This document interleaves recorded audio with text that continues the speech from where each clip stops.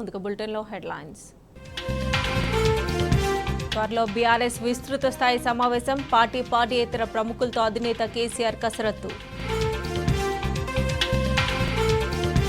ముందు మాటలో కేసీఆర్ పేరుందని పాఠ్యపుస్తకాలు వాపస్. ప్రభుత్వ అనాలోచిత చర్యలపై బగ్గుమంటున్న తెలంగాణ సమాజం.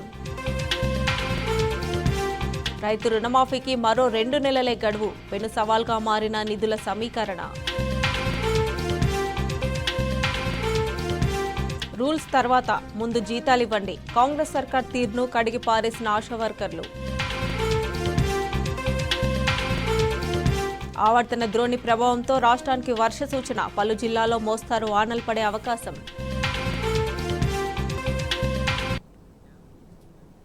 అప్డేట్ చూస్తే పార్లమెంట్ ఎన్నికల అక్కర తీరడంతో కాంగ్రెస్ ప్రభుత్వం హామీల భారాన్ని తగ్గించుకునే పనిలో పడింది. ఎన్నికల సమయంలో రైతులందరికీ రుణమాఫీ చేస్తామని హామీ ఇచ్చింది. ఇప్పుడేమో హామీల భారం మోయలేక నిబంధనలు మార్చి కోత పెట్టే ప్రయత్నం చేస్తోంది. పీఎం కిసాన్ నిబంధనలు రుద్దితే సగం మందికి రైతు రుణమాఫీ రానట్లే. ప్రభుత్వ, ప్రైవేటు ఉద్యోగులు, ఐటీ రిటర్న్ దాఖలు చేసేవారు పథకం నుంచి అవుట్ కానున్నారు.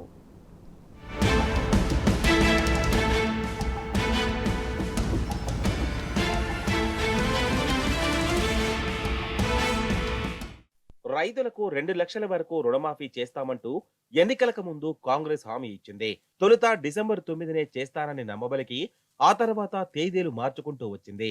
ఇటీవలి లోక్సభ ఎన్నికల సమయంలోనూ హామీని మళ్లీ ప్రస్తావిస్తూ ఆగస్టు 15 కల్లా రుణమాఫీ చేస్తానని సీఎం రేవంత్ చెప్పుకొచ్చారు. ఊరూరా దేవుళ్లకు ఓట్లు కూడా వేశారు. తీరా ఓట్ల పండుగ పూర్తయ్యాక పథకానికి నిబంధనలు రూపొందించే పనిలో ప్రభుత్వం నిమగ్నమైంది. 2 లక్షల రైతు రుణమాఫీని కొందరికే వర్తింపజేసేలా కొత్త నిబంధనలు విధించేందుకు ఆలోచన చేస్తోంది. రుణమాఫీలో కోతలు పెట్టి షరతులు వర్తింపజేసి మమ అనిపించేందుకు సిద్ధమవుతుంది. దీంతో ప్రభుత్వ ఉద్యోగులు, ప్రైవేటు ఉద్యోగులు, ఐటీ రిటర్న్స్ దాఖలు చేస్తున్న వ్యక్తులు తదితరులంతా రుణమాఫీకి దూరమయ్యే అవకాశం ఉంది.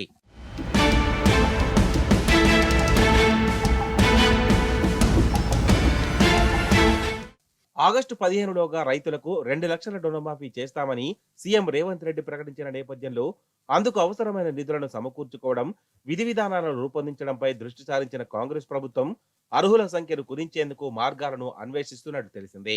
కేంద్రం అమలు చేస్తున్న పీఎం కిసాన్ సమ్మాన్ నిధి పథకం నిబంధనలు రైతు రుణమాఫీకి వర్తింపజేసేందుకు సూత్రప్రాయంగా నిర్ణయించినట్టు తెలిసింది. దీంతో దాదాపు 37 లక్షల మంది రైతులకు రుణమాఫీ చేయాల్సిన అవసరం ఉండదని భావిస్తున్నట్టు సమాచారం. పీఎం కిసాన్ పథకం ద్వారా కేంద్రం రైతులకు ఏటా 6,000 పెట్టుబడి సాయం అందిస్తోంది. ప్రభుత్వ ఉద్యోగులు, పన్ను చెల్లించే ప్రైవేటు ఉద్యోగులు, వ్యక్తులు, రాజ్యాంగబద్ధమైన పదవుల్లో ఉన్న వారికి ఈ పథకం వర్తించదు. ఈ షరతు కారణంగా రాష్ట్రంలోని సగానికి పైగా రైతులకు పీఎం కిసాన్ సాయం అందడం లేదు. కేంద్రం ఇస్తున్నది చాలా చిన్న మొత్తం కావడం, ఆ 6,000నే 3 విడతలుగా ఇస్తుండటంతో నష్టపోతున్న రైతులు కూడా దానిని సీరియస్ గా తీసుకోవడం లేదు. మరోవైపు కేసీఆర్ ప్రభుత్వం ప్రవేశపెట్టిన రైతు బంధు ద్వారా ప్రతి సీజన్ లో సుమారు 70 లక్షల మంది రైతులు తమకు ఉన్న మొత్తం వ్యవసాయ భూమికి పెట్టుబడి సాయం పొందారు. కానీ పీఎం కిసాన్ పథకం కింద 33 లక్షల మంది రైతులకే ఏడాదికి 6,000 చొప్పున పొందుతున్నారు. రైతు బంధును పొందుతున్న వారిలో 37 లక్షల మంది రైతులు పీఎం కిసాన్ పథకాన్ని పొందలేకపోతున్నారు.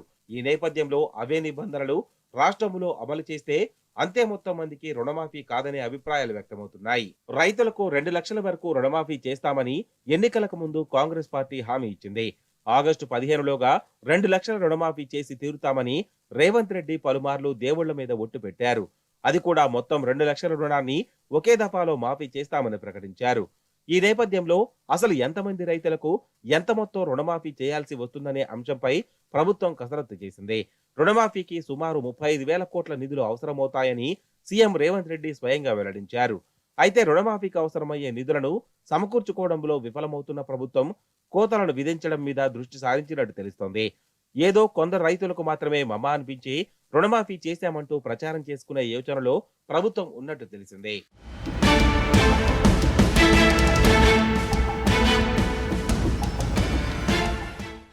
తెలంగాణ రాష్ట్రం ఏర్పడిన తర్వాత 2 సార్లు బీఆర్ఎస్ ప్రభుత్వం ప్రతి రైతుకు 1,00,000 వరకు ఎలాంటి షరతులు లేకుండా రుణమాఫీ చేసింది. ఇలా 2014లో 35.31 లక్షల మంది రైతులకు చెందిన 16,144 కోట్ల రుణాలను ప్రభుత్వం మాఫీ చేసింది. ఆ తర్వాత 2018లో మరోసారి అధికారంలోకి వచ్చిన తర్వాత సుమారు 23 లక్షల మంది రైతులకు చెందిన 13,000 కోట్ల రుణాలను మాఫీ చేసింది. అయితే ఎన్నికల కోడ్ రావడం ఇతర సమస్యలతో మరికొంతమందికి రుణమాఫీ చేయలేకపోయింది. ఈ విధంగా 2014, 2018లో మొత్తం 58 లక్షల మంది రైతులకు బీఆర్ఎస్ ప్రభుత్వం రుణమాఫీ చేసింది. ఇందుకోసం 29,144 కోట్లను వెచ్చించింది. దీంతో ఆయా రైతులు బ్యాంకుల వద్ద తాకట్టు పెట్టిన పొలాలను విడిపించుకొని రుణ విముక్తులయ్యారు. గతంలో కేంద్రంలో, రాష్ట్రంలో కాంగ్రెస్ ప్రభుత్వం ఎలాంటి షరతులు లేకుండానే రుణమాఫీ చేసినప్పటికీ ఇప్పుడు రేవంత్ సర్కార్ మాత్రం కోతలు పెట్టాలని ప్రయత్నించడం గమనార్హం.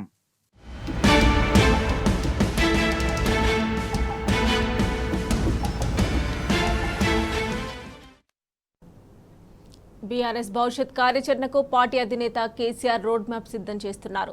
ఈ మేరకు పార్టీయేతర ప్రముఖులతో సమాలోచనలు జరుపుతున్నారు. త్వరలో పార్టీ విస్తృత స్థాయి సమావేశం నిర్వహించాలని గులాబీ బాస్ నిర్ణయించినట్లు తెలుస్తోంది. కార్యకర్తలు, అనుబంధ సంఘాలకు శిక్షణ శిబిరాలు ఏర్పాటు చేయనున్నట్లు సమాచారం.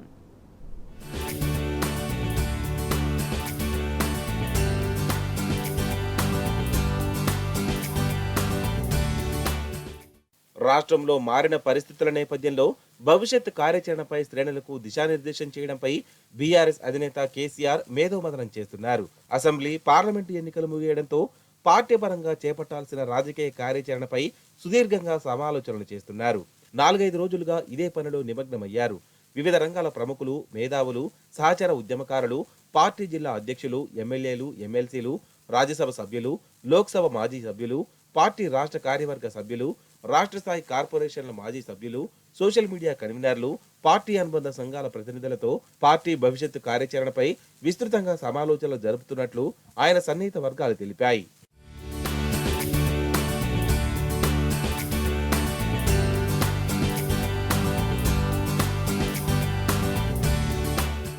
నాలుగైదు రోజులుగా వివిధ రంగాల ప్రముఖులు, ఉద్యమకారులు, మేధావులు, పార్టీ నేతల నుంచి వస్తున్న సూచనలను పరిగణలోకి తీసుకొని వాటిని పార్టీ విస్తృత స్థాయి సమావేశం ముందు చర్చకు పెట్టి అనంతరం భవిష్యత్తు కార్యాచరణకు రూపకల్పన చేయాలనే ఆలోచనలో కేసీఆర్ ఉన్నట్లు సమాచారం. పార్టీ జిల్లా అధ్యక్షులు, పార్టీ రాష్ట్ర కార్యవర్గ సభ్యులు, ఎమ్మెల్యేలు, ఎమ్మెల్సీలు, రాజ్యసభ సభ్యులు, లోక్సభ మాజీ సభ్యులు, రాష్ట్ర స్థాయి కార్పొరేషన్ల మాజీ చైర్మన్లతో త్వరలో పార్టీ విస్తృత స్థాయి సమావేశాన్ని నిర్వహించాలని నిర్ణయించినట్లు ఆయన సన్నిహిత వర్గాలు తెలిపాయి. పార్టీ సంస్థాగత నిర్మాణాన్ని బలోపేతం చేయడం, పార్టీ ప్రధాన కమిటీతో పాటు పార్టీ అనుబంధ కమిటీలకు శిక్షణా శిబిరాలు నిర్వహించాలని గతంలో అనుకున్నప్పటికీ అధికారంలో ఉన్నప్పుడు నిత్యం పాలనపై దృష్టి సారించడం వల్ల వాటిని నిర్వహించలేని పరిస్థితి ఉండేది.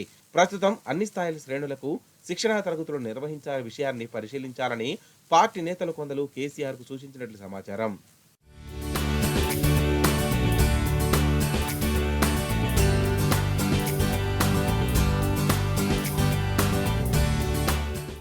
రాష్ట్రంలో కాంగ్రెస్ సర్కారుపై ప్రజలు పెదవి విరుపుతో ఉన్నారు.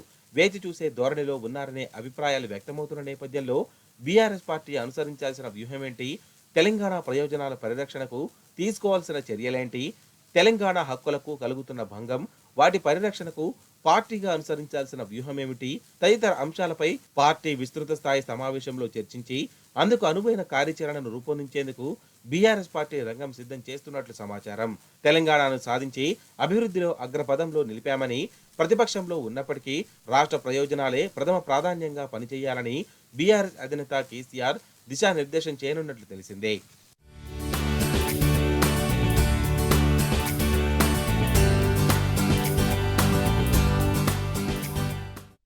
ఆశా వర్కర్లకు 4 నెలల నుంచి జీతాలు లేవు. గ్రామ పంచాయతీలో కార్మికులకు 6 నెలలుగా వేతనం లేదు. మున్సిపల్ కార్మికులకు 3 నెలలు, ప్రభుత్వ ఆసుపత్రిలో పనిచేస్తున్న కాంట్రాక్ట్ ఉద్యోగులకు 5 నెలల తనఖా బకాయి. వివిధ ప్రభుత్వ శాఖల్లో పనిచేస్తున్న వేలాది మంది జీతాలు లేక ముప్పు తిప్పలు పడుతున్నారు. వాళ్ళంతా రోడ్డుకి ఆందోళనకు దిగుతున్నా ఏమీ పట్టనట్లు పాలకులు చోద్యం చూస్తున్నారు.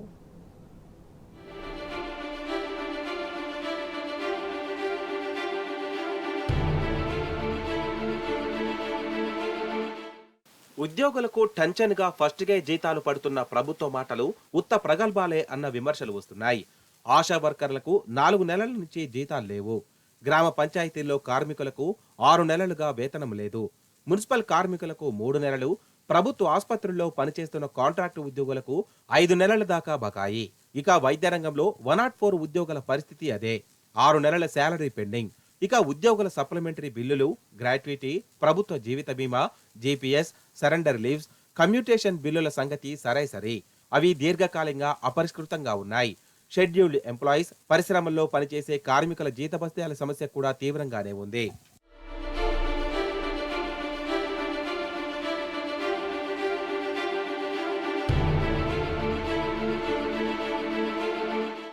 పైన పటారం లోన నోటారం అన్నట్లు ఫస్ట్కే జీతభత్యాలు చెల్లిస్తున్నామని పాలకులు పైకి చెప్తున్నా వాస్తవ పరిస్థితులు భిన్నంగా ఉన్నాయనేది ఉద్యోగుల వాదన. జీవో నెంబర్ 010 కిందకి రాని ప్రభుత్వ శాఖల ఉద్యోగులెవరికీ ఇంకా మే నెల జీతాలు పడలేదు. నిరంతరం రైతుల వ్యవహారాలతో బిజీగా ఉండే ఒక శాఖ ఉద్యోగులైతే అకస్మాత్తుగా 4 నెలల జీతం ఆగిపోయింది. ఆర్థిక శాఖ క్లియరెన్స్ లేకపోవడం వల్లనే ఆ శాఖ సాలరీ చెక్కులు ఆగిపోయాయని సమాచారం. 2023-24 ఆర్థిక సంవత్సరం ముగిసిపోవడంతో అంతకుముందు జీతాలు ఇప్పుడిప్పుడే ఒక్కొక్కటిగా క్లియర్ అవుతున్నాయి. కాస్త ఆలస్యంగానైనా మార్చి, ఏప్రిల్ నెలల వేతనాలు పడుతుండటంతో వాళ్లకు కొంత ఊరట లభిస్తోంది.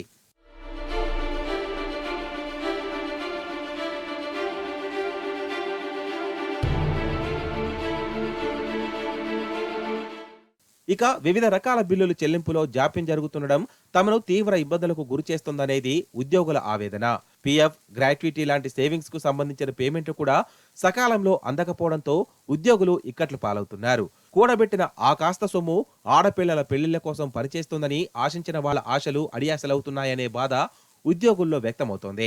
పాలకులు మానవతా దృక్పథంతో ఆలోచించి తమ సమస్యలకు శాశ్వత పరిష్కారం చూపాలనేది వాళ్లలో మెజారిటీ అభిప్రాయం. ఇక కనీస వేతనాల డ్రాఫ్ట్ జారీలో జరిగిన లోపాలను సరిదిద్ది పెరుగుతున్న ధరలకు అనుగుణంగా తమ జీతభత్యాలను సవరించాలనేది ఉద్యోగుల డిమాండ్.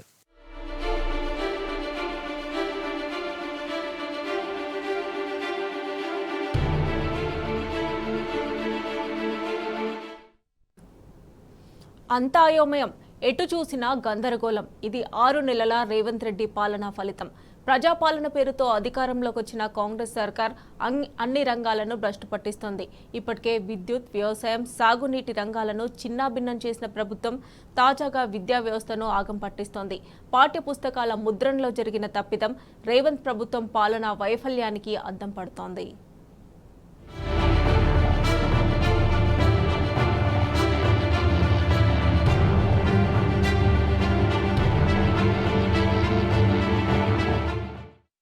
అడ్డదిడ్డం పనులు, ఆగమాగం వ్యవహారం.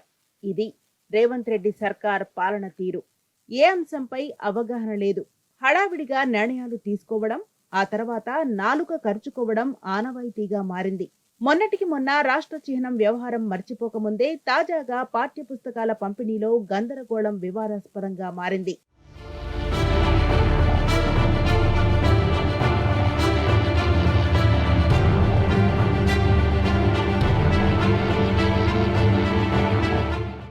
బడులు ప్రారంభమైన రోజున మంత్రులు, ఇతర నేతలు విద్యార్థులకు పుస్తకాలు పంపిణీ చేశారు. అయితే ఆ పుస్తకాలు 2022లో ముద్రించినవి. అందులో ముందు మాటలో సీఎం కేసీఆర్, విద్యాశాఖ మంత్రి సబితా ఇంద్రారెడ్డి అని ఉంది. దీన్ని అధికారులు ముందుగా చూసుకోలేదు. ఇది కాస్త వివాదాస్పదం కావడంతో పుస్తకాలన్నింటినీ వెనక్కి తీసుకోవాలని విద్యాశాఖ ఆదేశాలు జారీ చేసింది.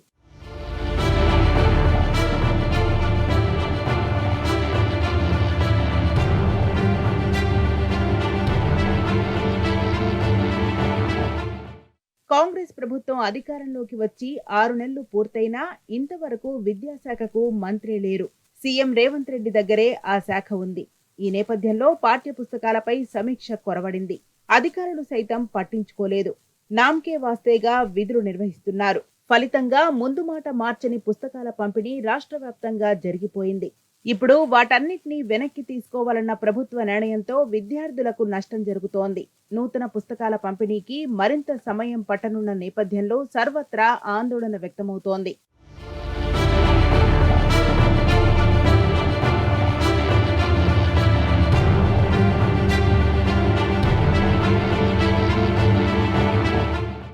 పాఠ్య పుస్తకాల వివాదంపై తెలంగాణ వాదులు, ప్రజలు భగ్గుమంటున్నారు. రేవంత్ రెడ్డి సంకుచిత రాజకీయాలకు విద్యార్థులు బలవుతున్నారని ఎమ్మెల్సీ దేశపతి శ్రీనివాస్ ఆగ్రహం వ్యక్తం చేశారు. పాఠ్య పుస్తకాల ముందు మాటలో కేసీఆర్ పేరుందన్న అక్కస్తో వాటిని వాపస్ తీసుకోవడం రేవంత్ రెడ్డి కురుచబుద్ధికి నిదర్శనమన్నారు. తెలంగాణ ఏర్పడినప్పుడు పాత పుస్తకాలను వెంటనే మార్చలేదు. ఏడాది పాటు పాత పుస్తకాలే పంపిణీ చేశారని దేశపతి శ్రీనివాస్ గుర్తు చేశారు.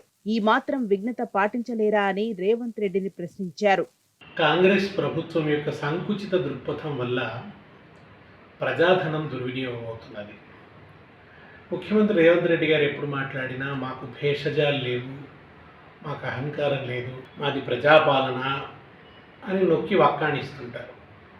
కానీ ప్రతి చిన్న విషయంలో కూడా ఆయన చాలా కన్జర్వేటివ్గా, చాలా సంకుచితంగా వ్యవహరిస్తుంటారు. ఉదాహరణకి ఇప్పుడు టెక్స్ట్ బుక్స్ విషయంలో జరిగింది. 2014లో తెలంగాణ రాగానే అప్పటికి ఇంకా కొత్త టెక్స్ట్ బుక్స్ రూపొందలేదు. పాత ఉమ్మడి రాష్ట్రంలోని టెక్స్ట్ బుక్సే 1 సంవత్సరం పాటు వినియోగించవలసి వచ్చింది.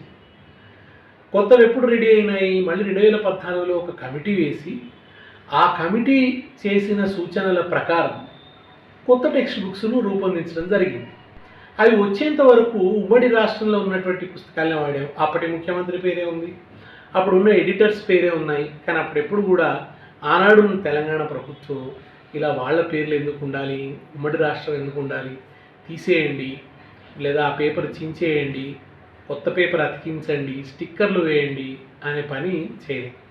ఇక్కడే కాదు, ఆంధ్రప్రదేశ్లోని చంద్రబాబు నాయుడు ప్రభుత్వం కూడా 1 సంవత్సరం పాటు ఉమ్మడి రాష్ట్ర పుస్తకాలనే కొనసాగించింది తప్ప మార్చలేదు. దానికోసం వాళ్ళు కొత్త కమిటీని వేయాలి. ఆ కమిటీ వచ్చిన తర్వాత, కొత్త పుస్తకాలు రూపొందిన తర్వాత ప్యానెల్ అంతా కూడా మారుతుంది, ఎడిటర్ పేరు మారుతుంది. అంతకుముందున్న ముఖ్యమంత్రి సందేశం బదులు కొత్త ముఖ్యమంత్రి సందేశం, ఇవన్నీ వస్తాయి. ఇప్పుడు ఈ సంవత్సరానికి గాను అవే పుస్తకాలనే కనుక అదే ప్యానెల్ లిస్ట్ ఉంది, దాంట్లో డిపార్ట్మెంట్ మిస్టేక్ కూడా ఏం లేదు. అప్పుడు అది ఉన్నందుకు ఇప్పుడు ఆయన పాత ముఖ్యమంత్రి గారి పేరెట్లా ఉంటుంది, పాత విద్యాశాఖ మంత్రి పేరెట్లా ఉంటుంది అనే ఉద్దేశంతో ఇప్పుడు ఆయన ఏం చేస్తున్నారు? మొదటనేమో ఆ పుస్తకాలు రాగానే ఉలిక్కి పడ్డారు, ఏదో కొంపలు మునిగిపోయింది. ఏం కొంపలు మునగలేదు. ఆ తర్వాత అది తీసేద్దాం అనుకున్నారు. ఆ కాగితం తీసేద్దామంటే దానికి వెనక వైపు జాతీయ గీతం ఉంది, వందే మాతరం ఉంది, సో తీసేయలేరు. అప్పుడు ఏమిటి? ఇప్పుడు స్టిక్కర్లు వేయమనో లేకుంటే ఆ పేజీని పూర్తిగా తొలగించమనో ఇప్పుడు చెప్పినారు. దీనివల్ల ఏమవుతుంది? ప్రజాధనం దుర్వినియోగం అవుతుంది. అనవసరంగానన్నా ప్రజాధనాన్ని దుర్వినియోగం. ఇప్పుడు ఆ పుస్తకాలు పిల్లల చేతుల్లో ఉన్నంత మాత్రాన మునిగింది. ఇప్పుడు ఈ ఇయర్కు ఉన్నవి వాటిని యథాతథంగా కొనసాగించాలి. కానీ కేవలం ఒక సంకుచితత్వం లోపల పెట్టుకొని ఇది తగదు, ఇది హుందాగా లేదు, ఇది చాలా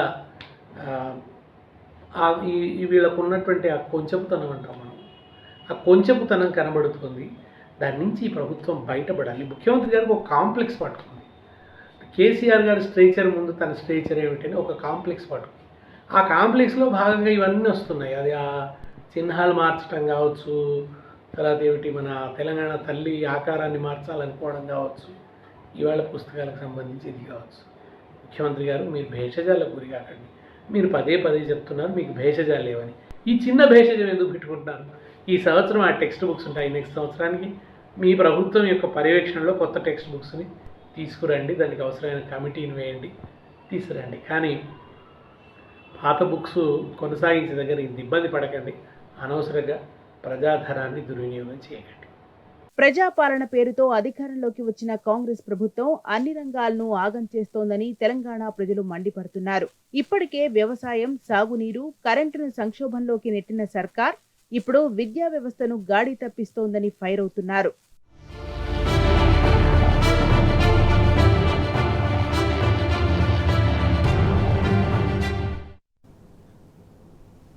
ముందు మాటలో మాజీ ముఖ్యమంత్రి కేసీఆర్ పేరుండడంతో ఆ పాఠ్య పుస్తకాలను ప్రభుత్వం వెనక్కు తెప్పించడంపై విమర్శలు వెల్లువెత్తుతున్నాయి.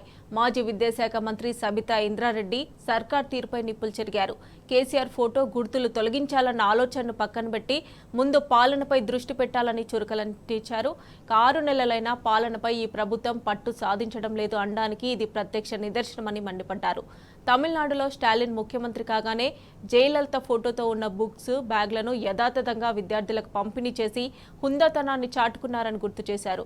జగన్ బొమ్మతో ఉన్న కిట్లను పంపిణీ చేయాలని, ప్రజాధనం వృధా చేయొద్దంటూ ఆదేశించి పక్క రాష్ట్ర సీఎం చంద్రబాబు హుందాగా వ్యవహరించారని స్పష్టం చేశారు.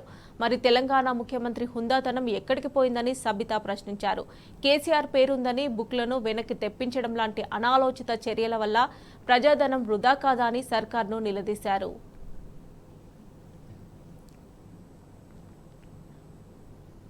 సీఎం రేవంత్ రెడ్డికి బీఆర్ఎస్ నేత దాసోజు శ్రవణ్ బహిరంగ లేఖ రాశారు.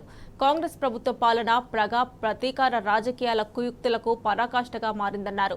బీఆర్ఎస్ అధినేత కేసీఆర్ కు సంజయ్ షీ నోటీసులు జారీ చేయడంపై మండిపడ్డారు. విద్యుత్ లోటుతో సతమతమవుతున్న రాష్ట్రాన్ని మిగులు విద్యుత్ అందించి వెలుగులు విరజిమ్మే తెలంగాణగా మార్చినందుకు సంజయ్ షీ నోటీసులు ఇచ్చారా అని ప్రశ్నించారు. ఎన్నికల్లో ఇచ్చిన రుణమాఫీ, రైతు భరోసా, 4,000 పెన్షన్, నిరుద్యోగ భృతి, 2 లక్షల ఉద్యోగాల భర్తీ వంటి హామీలను అమలు చేయలేక కేసీఆర్ను బద్నాం చేయాలని చూస్తున్నారని లేఖలో విమర్శించారు. రాజకీయ కుయుక్తులను పక్కనబెట్టి రాష్ట్ర అభివృద్ధి, ప్రజల సంక్షేమం కోసం మీ ఆలోచనలు, కృషిని కేంద్రీకరించాలని సీఎం రేవంత్ రెడ్డికి సూచించారు. స్వార్థ రాజకీయ ప్రయోజనాల కోసం ప్రజల ఆకాంక్షలను, అభివృద్ధిని అణగదొక్కే ప్రయత్నాలను విరమించాలని దాసోజు శ్రవణ్ కోరారు. వర్షాలపై వాతావరణ శాఖ కీలక అప్డేట్స్ ఇచ్చింది. మరో 3 రోజుల పాటు వర్షాలు కురుస్తాయని ఐఎండీ తెలిపింది. ఈ నెల 5న మహబూబ్నగర్ నుంచి రాష్ట్రంలోకి ప్రవేశించిన రుతుపవనాలు ఇప్పుడు రాష్ట్ర వ్యాప్తంగా విస్తరించాయని వెల్లడించింది. రాగల 24 గంటల్లో రాష్ట్రంలో తేలికపాటి నుంచి మోస్తారు వర్షాలు కురిసే అవకాశం ఉందని ప్రకటించింది.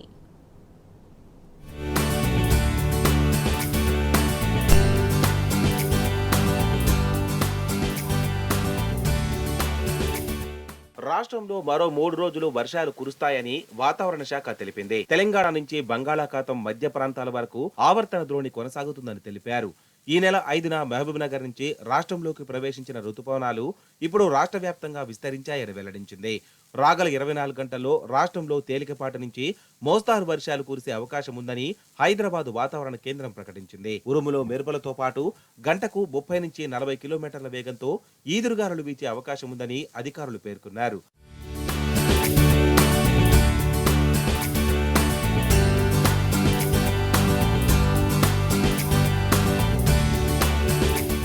పెద్దపల్లి, జయశంకర్ భూపాలపల్లి, ములుగు, నల్గొండ, సూర్యాపేట, మహబూబాబాద్, వరంగల్, హనుమకొండ, జనగామ, సిద్దిపేట, యాదాద్రి భువనగిరి, రంగారెడ్డి, హైదరాబాద్, మేడ్చల్, వికారాబాద్, సంగారెడ్డి, మెదక్ జిల్లాల్లో శుక్రవారం నుంచి శనివారం ఉదయం వరకు వర్షం కురిసే అవకాశం ఉన్నట్లు పేర్కొంది. నల్గొండ జిల్లా కంపాసాగర్లో అత్యధికంగా 7 సెంటీమీటర్లు, నిడమనూరులో 5, మిర్యాలగూడలో 3, జోగులాంబ గద్వాల జిల్లా వడ్డేపల్లిలో 6, ఐజాలో 2, నిజామాబాద్ జిల్లా నవీపేట్, రంజల్, కామారెడ్డి జిల్లా తాడ్వాయిలో 3 చొప్పున, తాడ్వాయి, సంగారెడ్డి జిల్లా న్యాకల్, మెదక్ జిల్లా రామాయంపేట్, సూర్యాపేటలో 2 సెంటీమీటర్ల చొప్పున వర్షపాతం నమోదైనట్టు వెల్లడించింది.